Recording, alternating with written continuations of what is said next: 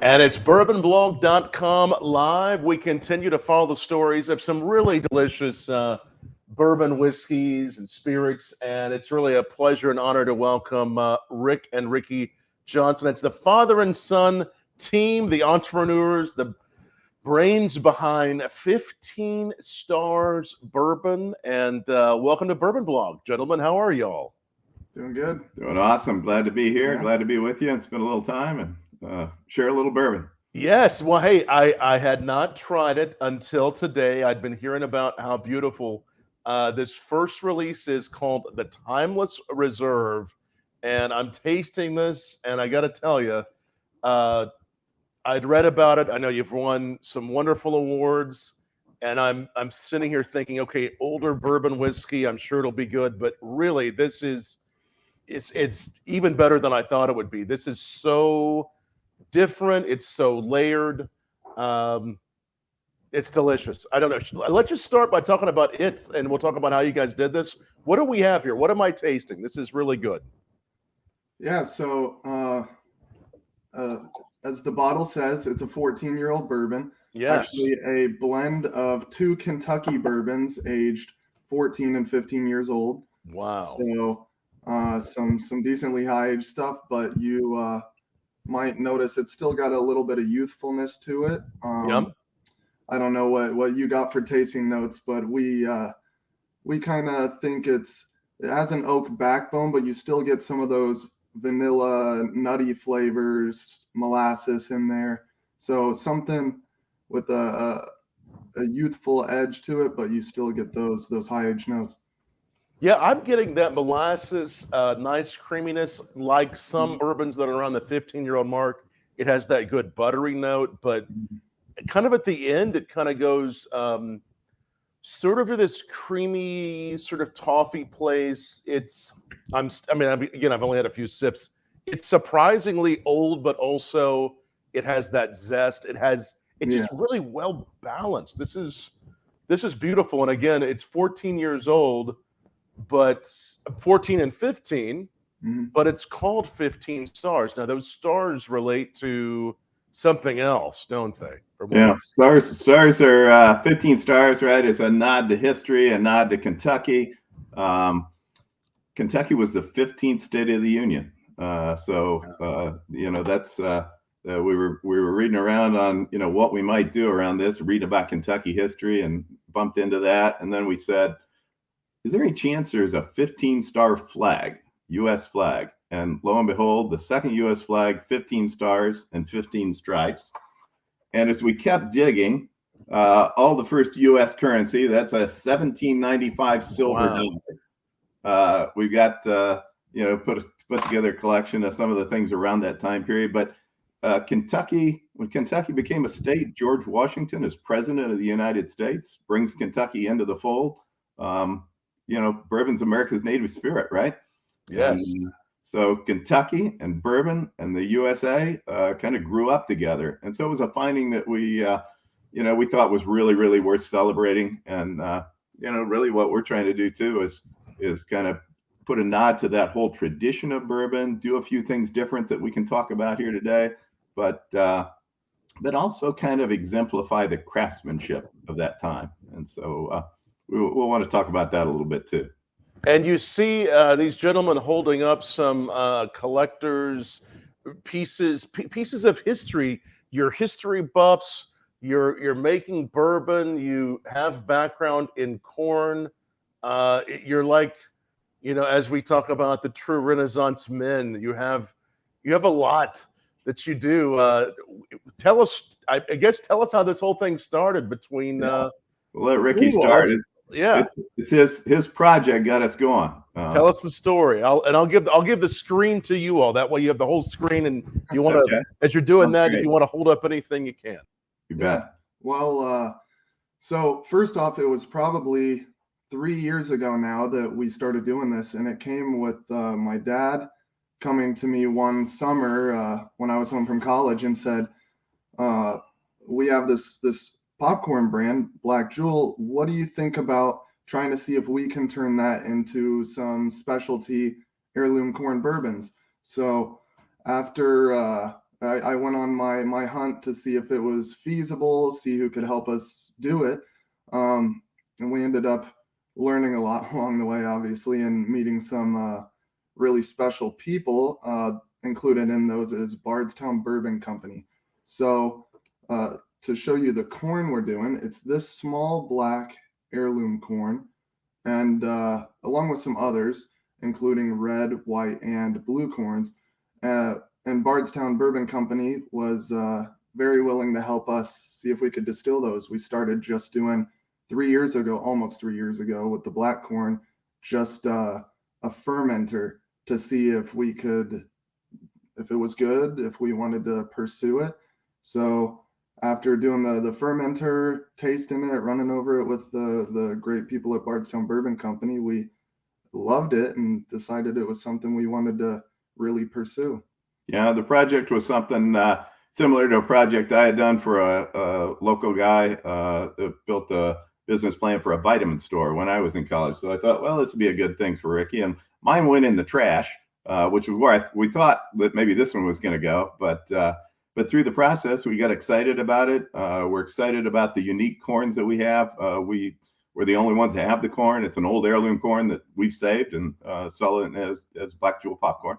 But it makes a really unique product. We found in those different corns that we grow, Ricky mentioned red, white, blue, and other specialty corns. We wondered if, when you distill those, did that just all become corn? But no, they each have a really individual expression that we thought for, a craft bourbon would, just be really fun to explore. So we've been doing that again for about 3 years, and, looking forward to that getting 5-6 years old. We're focused on older bourbons. We've been doing some sourcing. Obviously 14 and 15-year-old bourbons we did not produce. We've sourced them, but we've really scoured around over the 3 years really that we've been working on this to find some really excellent products that we can release now while we let those specialized corns ripen. Yeah, and that the black corn we're distilling is in a wheated mash bill, so it's the flavoring grain is wheat, whereas the red, white, and blue, we're doing each of those corns on their own, and then a blend of those 3 corns, so a bit of a patriotic mix, and those are in a rye flavoring grain. So those you'll be able to, and we're having fun with right now, stacking them up side by side and seeing how different those individual corns really taste. So it's been a lot of fun so far. And that black corn in particular, they all look different, in a fermenter, that mash as it boils and rolls. The black corn in particular, it looks like a classic witch's brew. I mean, it's just turning and boiling, and that black color in there, especially when you see it in with a bunch of other fermenters with traditional corn, right? That has that yellow look and a big yellow cap on it, and this is just black. Us and everybody at Bardstown Bourbon Company were quite surprised when we saw it. But I mean, I imagine again, it's like is it black corn, but it represents the blue in the flag, right? Is that right?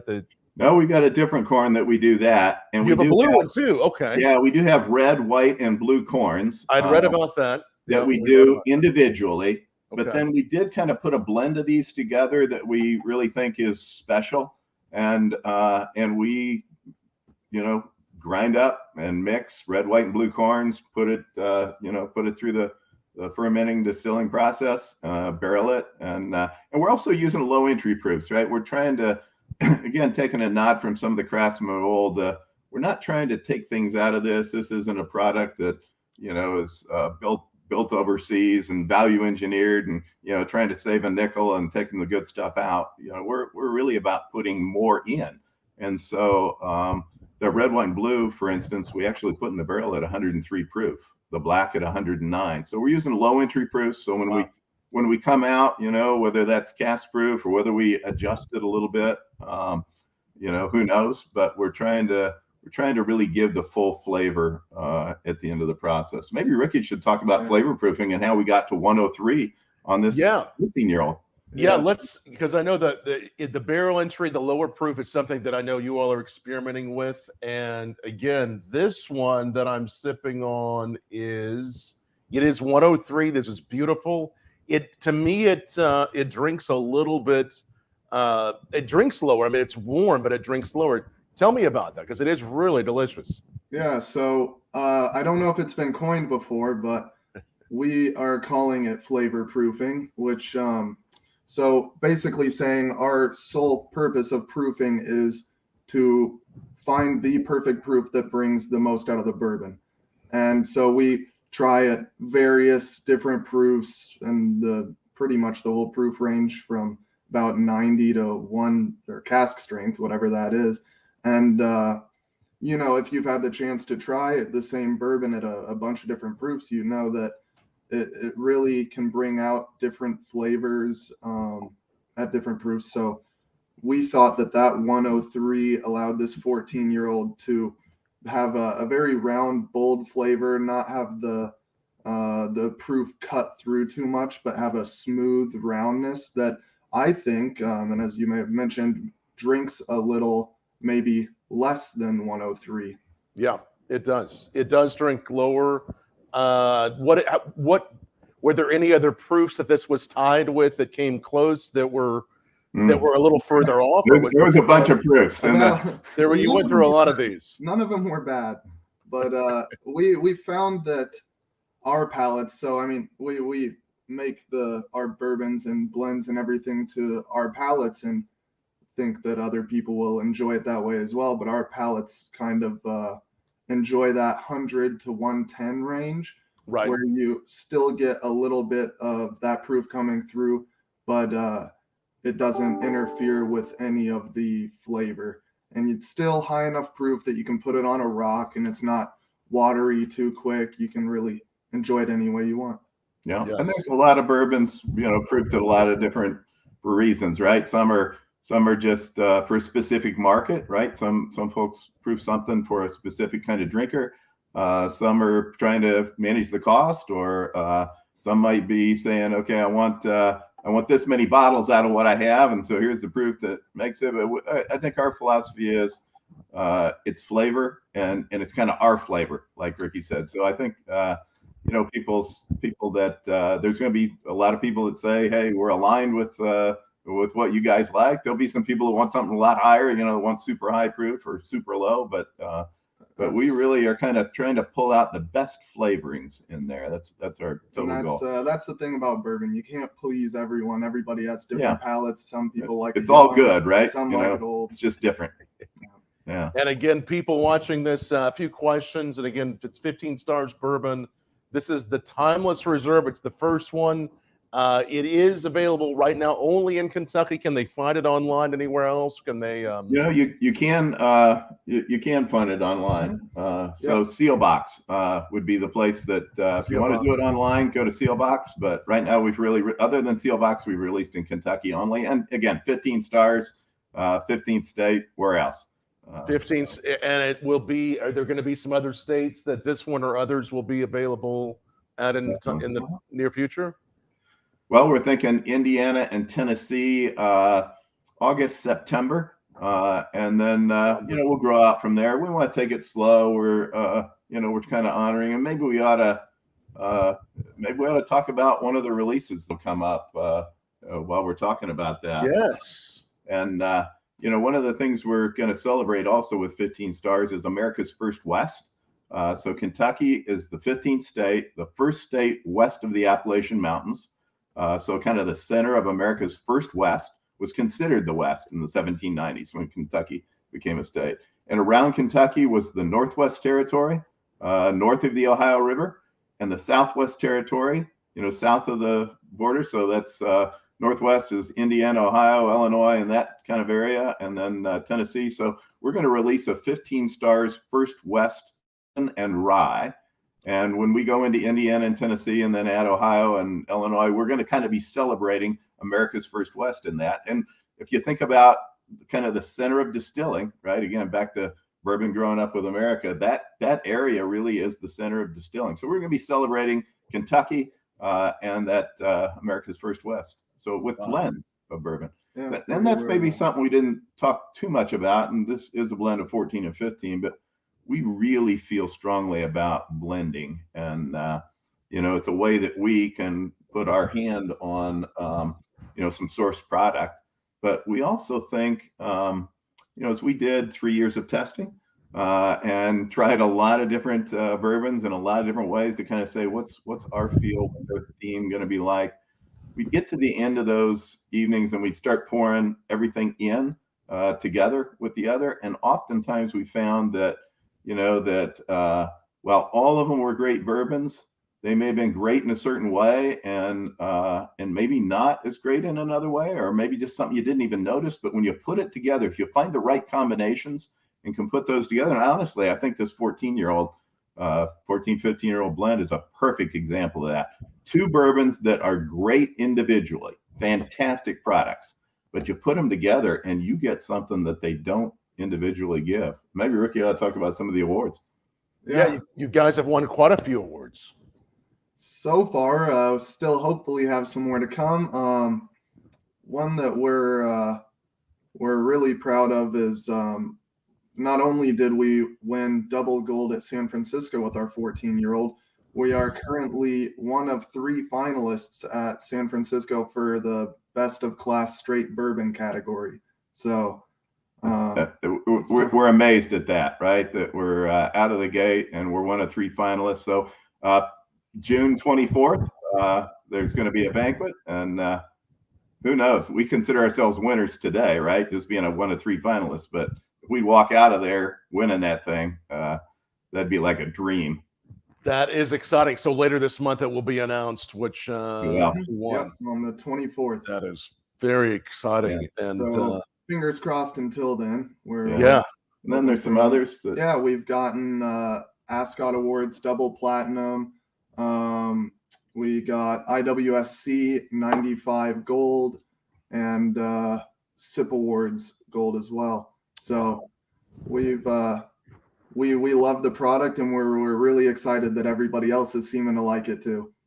It is delicious. If we were to try the 14, 15 separately, and I can only imagine. I mean, this is the beauty and the innovation, the intelligence of what you've done. You put these together, and you've made something even better than those 2 separately. But what did you like about each of those? Then what are each of those, the 14, the 15, bring to the? They're very, very different bourbons. Entirely, actually, even though they're pretty close in age. As I kind of hinted at earlier, you get a little bit of oak side and youthful side and everywhere in between. But with that 14-year-old, the 14-year-old kind of kept some of those younger notes, some light caramel, vanilla, nuttiness. The nuttiness came from there. But that 15-year-old really is a very strongly oaky bourbon. Something that might be overwhelming for certain people in its oakiness, but we've found that blended in with the 14-year-old gives it a very nice oak backbone through it that 14-year-old doesn't have on its own, while that 14-year-old brings the youthfulness that the 15-year-old doesn't have. So it really creates this experience where you kind of get all in one. You're not getting the extremely young notes, given it's a 14 and 15, but something that you can find a little bit of everything.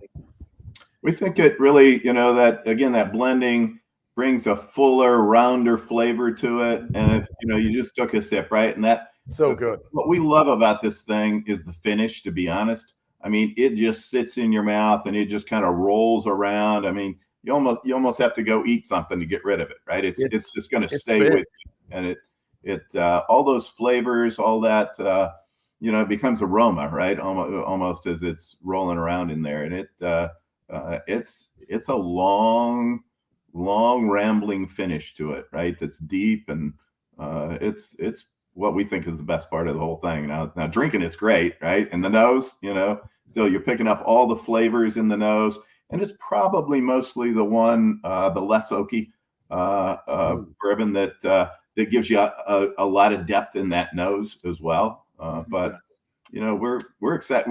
We really, and we have another blend, a 7 and 15-year-old that we'll be releasing in July. That's not out yet, though, right? That's not out yet. The July coming, and it's a great product. We 7 and 15. 7 and 15, a blend of 7 and 15. So a little more youthful character, right? With a 15-year-old. You know, Ricky and I are probably fans of the 14 ourselves. But boy, when the groups that we've had out there tasting it, we just had a group of 4 bourbon aficionados that separate from us tasted both of them, and they came back, every one of them saying 7 and 15 is my favorite. Wow, these are interesting. Goes to show differences in palates as well. I mean, you're doing something for everybody. Trying. Good. We're definitely focused on aged material, though. We do love aged bourbons, and we're trying to bring some fine aged bourbons to the consumers. Yeah, no, this is delicious. Again, 15stars.com is the place to go, not only to learn about their bourbons, but you have some of the pieces there that you were showing. You have really an online museum. Yeah, we can show you a little bit about. We got a few items here if you want to see them. But what we really are trying to do is, and part of this, I mean, we found a richness in Kentucky history that we didn't know is there, and most Kentuckians don't know is there. I mean, Kentucky, as we say, George Washington is president when Kentucky becomes a state. It was along for the whole ride. It was the center of America's first West. And everybody thinks of a pioneer, you know, going through the woods, and clearly there were some of those. But Kentucky was known as Lexington really was known as the Athens of the West. So was very early on, late 1790s, early 1800s, was a really sophisticated place, right? And people were moving out there with a lot of opportunity. And so, you know, what we want to do is kind of be inspired by some of the artisans of that time. And so we look back to the people who weren't trying to take quality out or make something a little cheaper. We're trying to figure out, how do you put a little more into this, right? How do you make it a little better? And, you know, one example would be, you know, this is a pistol, flintlock pistol made by Jacob Reiser in Bardstown, Kentucky, 1815. So you can see the kind of craftsmanship that's in that, right? It's not, it wasn't sold at a chain store, right? It was made by a guy and handed to another guy. Made in Bardstown. That's made in Bardstown. And that's the kind of relationship we want in our bourbon. You know, something that, you know, we make something that somebody feels like, you know, we made it for them, and we did. Here's a mint julep cup from the first quarter of the 19th century. So 18, call it 1808, 1809. Wow. And we got a couple of these. One of America's great silversmiths, Asa Blanchard, moved into Lexington. Very famous silversmith, made lots of high quality stuff. You know, part of what we're trying to collect. You want to talk about a map? And let's see if I can get this in focus. Oh, there we go. So here you'll see, kind of back to the whole First West thing. You have the Northwest Territory up top, Southwest Territory down here, early 1800s map of Kentucky. So exemplifying the First West. And it also kind of bring maybe the lady said in a little bit too. Kentucky, we think about it as America, but China was celebrating Kentucky and early America. The English, this is an English pitcher, 15 stars, you know, American Eagle. And there was a whole group of this kind of stuff that was made for the American market to celebrate America and Kentucky and all the states at the time. So this was about 1795 that it was made. So we put together, you know, we're trying to gather some things that really celebrate, you know, early America, Kentucky, and bourbon. We've got some bourbon-related things, like the first book in America that was printed was printed on distilling. So there's very few copies. Some of the things we've got, again, we got some gold coins as well as the silver coins. So all the American first coinage had 15 stars. Some of these items are rare enough. There's maybe 20 of them left. some are less rare. But That's furniture makers are really celebrated in that time. We bought a great Kentucky sideboard, the thing that would go alongside a dining table, and we just put that last Saturday. They had a celebration. We put that on loan at the Jack Jewett House in Versailles, Kentucky, just outside of Lexington. So we're also trying to, not only are we collecting these things, we want to get them out in places where people can enjoy them, see them, celebrate them, Sure. and learn about Kentucky and be really, really proud, which Kentuckians are, right? Yes. The craftsmanship that goes into this product, and that's not new. That's been around since the late 1790s when Kentucky became a state. So it's pretty cool legacy, right? That we're happy to celebrate. You're celebrating craftsmanship, your history, Kentucky bourbon, and really the history of that. And again, to find that collection of artifacts, obviously learn more about the bourbon too, but the collection of collectibles, artifacts, antiques, all those pieces of history, 15stars.com. And then as you all do more and more events, you may have some of these at events that you all do too, right? No doubt. Yep. Yeah. That's Yeah. cool. So, And again, right now you're distilling and aging all types of different corns that really haven't been experimented with, whether it be ever or very much in the bourbon world. A lot of those corns, again, came from your background in the popcorn business, then, right? Yeah, they did. Yeah. Color, Unique. tastes. Let's just say nothing like this has ever been distilled. Wow. And again, the cost, if you think about cost, this little ear of corn, Yeah. I mean, our yield is like 20% of a regular, acre of corn. So high cost, but we think it brings, we know it brings an expression that's different. It's not out of the bourbon family, right? It's still in the bourbon family, but Right. it's got a flavor and it's unique. It's one of a kind. So we'll look forward to bringing it out. It'll still be a little while, but amazing. Again, when you say 20% yield, are you talking about once you distill it? What are we talking about? no, I was just if you get 250 bushels to an acre of regular yellow corn, right? Okay. A year that would be way bigger than this, right? And way stronger too, right? Because it's highly hybridized. This is just an old heirloom corn, Right. and was saved decades and decades ago as a popcorn. But our yield out of the field, right, when we grow it, we just get a little bit of corn. Now, once you get that corn in, so pound for pound, it really converts at the same rate as a regular corn. So in the distilling process, right, it will convert at the same rate. But getting it out of the field is a bear. Right. I do see a question, and again, so many good people watching, Brian, Kevin, all these people. Kevin's saying he understands what oaky is, but how do you translate that language relative with that the youthful against the oaky on this timeless reserve? I'll tell you, well, why don't you tell me what you think, and then I'll tell you what I think to answer that question for Kevin. Yeah, for sure. For youthful, I'm thinking of youthful in this product as notes of butterscotch, vanilla, some of the lighter, sweeter things that you can pick out of it. And you guys know what oaky is, but, right? But I'd sound that youthful too. I mean, not youthful in terms of it doesn't have that harshness of young product, right? It doesn't have any of that edge. It is, as you know, it's smooth as it can be. It's light, it's airy. But what you do pick up is just a lot of aroma, a lot of flavor, a lot of deeper fruits. It's really deep in all those flavors. Yeah. So maybe youthful, we use that because it's got all those flavors. Youthful for an old bourbon. Yeah. I think that's 14-year-old you're gonna find.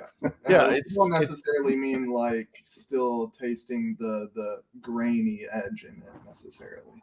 Right. No, I agree. Again, it doesn't have the harshness, but it has some of those creaminess. Like I was getting kind of this beautiful fudgy note against that oakiness.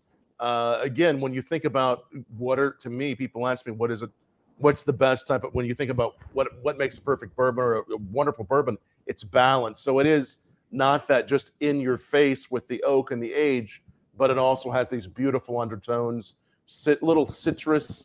The more I sip on it, it opens up just so beautifully. And again, look for it in Kentucky, also on Sealbox website to order outside of Kentucky. But later this summer, we'll see the 7 and you said 14-year-old blend? 7 and 15. 7 and 15. And then coming will be before you, is that it? That's That's it. it. The fine aged bourbon. Wonderful. Great. And then after that, you were mentioning, Rick, about a bourbon rye. First West. First West. 15 Stars First West, and that's going to be a blend of 15, 9, and 7-year-old. Ooh, wow. Great blend. And then after that, we got one we're going to be putting in the bottle soon. We've been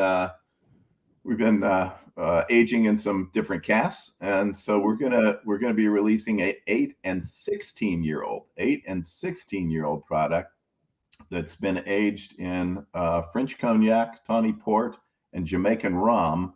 Oh, and wow. we just are working through this. We haven't done through the flavor proofing yet, so we haven't got the proof down. We were messing with it, but we got the blend down. We got the blend down before the call, and it's actually we're putting all those together. We thought originally we were going to release those separately and have the same product in 3 different barrels and let people kind of compare. But honestly, we did the same thing. We put it together, and it won't be even ratios. We've worked out the ratios a little bit, but to optimize. But we've put those together, and I got to tell you, I would say this 14-year-old is my absolute favorite. It's my favorite bourbon ever. But that one rivals it. That one rivals it. So I think that's going to be really exciting to bring up. And then a 6-year-old rye, first rye. So these are 395 5s from the Northwest Territory, Kentucky, and Southwest Territory blended together. And it's a really different rye too. You want to talk about it a little? Yeah. So there's a lot of contrasting flavors from these different states.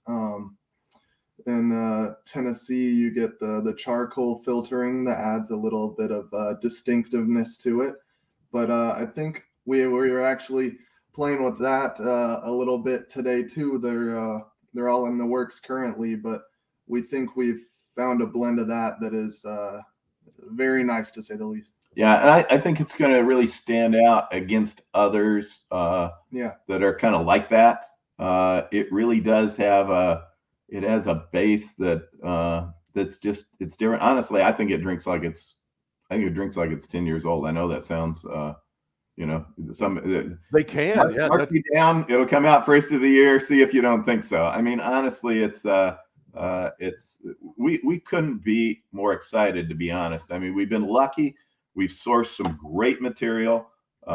We found a few things we didn't like for sure, and it just, not that they weren't good.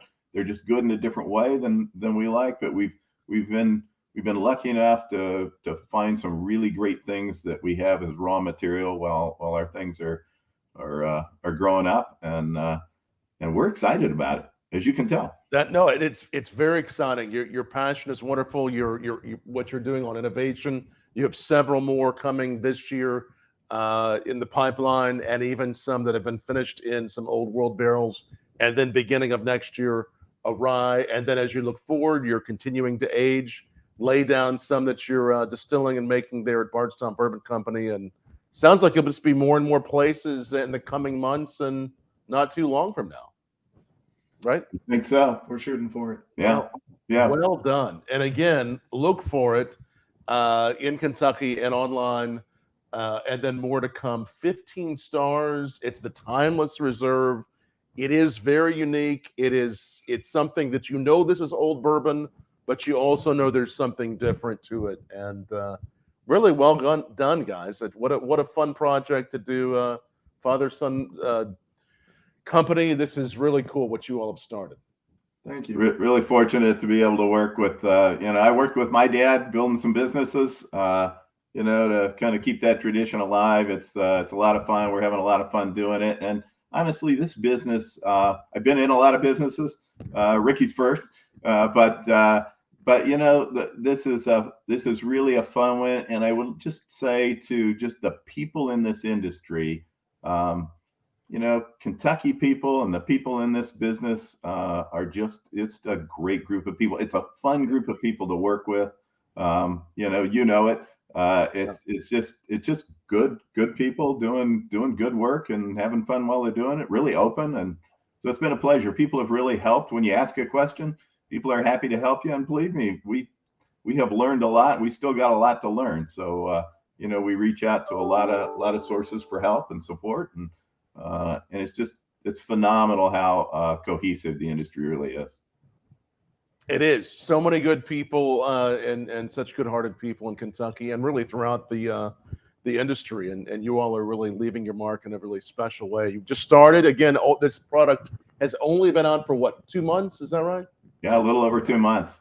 2 months, winning great awards, amazing awards, and so much more, even to be released this year. So be watching for it from Rick and Ricky there. And 15stars.com is the place to go. Guys, thanks so much for joining us on Bourbon Blog. And thanks to everybody watching. Keep on liking and sharing this video, as I see so many of you all doing. That way we're going to spread the word. And cheers, everybody. Well, hopefully we'll see you guys soon. Cheers. Cheers.